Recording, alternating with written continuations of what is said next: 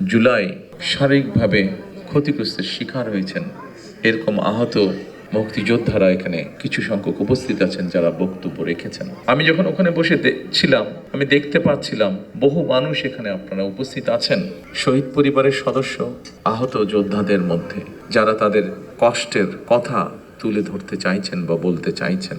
সবাইকে আমরা আজকের এই অনুষ্ঠানের সুযোগ দিতে পারিনি, তার জন্য আমি আন্তরিকভাবে যারা অনুষ্ঠানের আয়োজন করেছেন তাদের পক্ষ থেকে ক্ষমা প্রার্থী আপনাদের কাছে।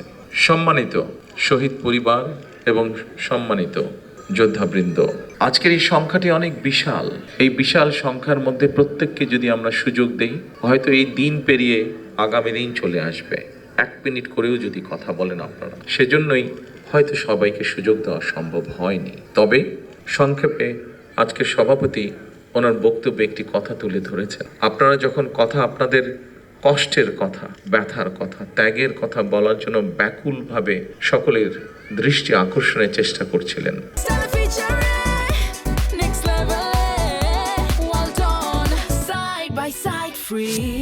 অস্থিরভাবে প্রকাশ করছিলেন নিজের মনের কষ্টের কথা, তখন আমি এবং নজরুল ইসলাম খান সাহেব বসে একটি সিদ্ধান্ত গ্রহণ করেছি যা উনি আপনাদের সামনে তুলে ধরেছেন। বাংলাদেশ জাতীয়তাবাদী দল বিএনপি এর আগে যখন দেশ পরিচালনার দায়িত্বে ছিল, তারা মুক্তিযোদ্ধা মন্ত্রণালয় নামক একটি মন্ত্রণালয় তৈরি করেছে, যা 1971 সালে যারা মুক্তিযুদ্ধে শহীদ হয়েছেন, আহত হয়েছেন, অর্থাৎ এক কথায় মুক্তিযোদ্ধা পরিবারদের কল্যাণ তারা দেখভাল করে থাকে।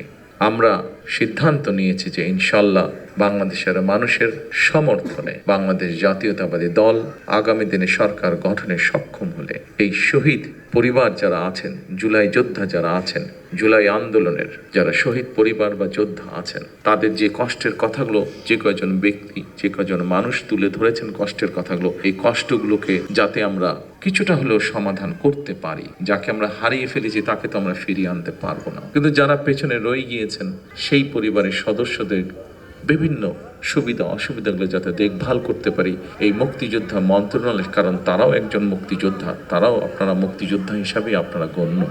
71 সালে এই দেশের মানুষ, মুক্তিযোদ্ধারা এই দেশের স্বাধীনতা অর্জনের জন্য জীবন দিয়েছিলেন, এই দেশের স্বাধীনতা অর্জনের জন্য যোদ্ধারা ত্যাগ স্বীকার করেছিলেন। ঠিক একইভাবে 24-এ যে যোদ্ধারা যুদ্ধ করেছেন তারা স্বাধীনতা সার্বভৌমত্ব রক্ষার যুদ্ধ করেছেন। স্বাধীনতা সার্বভৌমত্ব অর্জিত হয়েছিল 71 সালে, তাকেই আবার রক্ষা করা হয়েছে 2024 সালে। সেজন্যই মুক্তিযুদ্ধ মন্ত্রণালয়ের মধ্যে আমরা আরেকটি ডিপার্টমেন্ট তৈরি করব যাদের দায়িত্ব হবে এই মানুষগুলোর দেখভাল করা।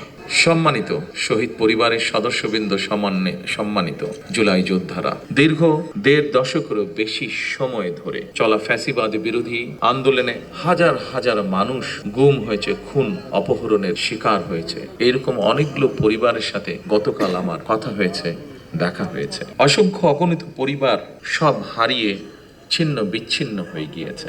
শুধুমাত্র জুলাই গণ অভ্যুত্থানেও 1400-এরও বেশি মানুষ শহীদ হয়েছেন, আহত হয়েছেন 30,000-এর মতন মানুষ। এই 30,000-এর মতন মানুষের মধ্যে এমন কিছু মানুষ আছেন যাদের সংখ্যা 500-র মতন, যাদের কারো 1 চোখ অথবা কারো 2 চোখই নষ্ট হয়ে গিয়েছে, পঙ্গু হয়েছেন অনেকে।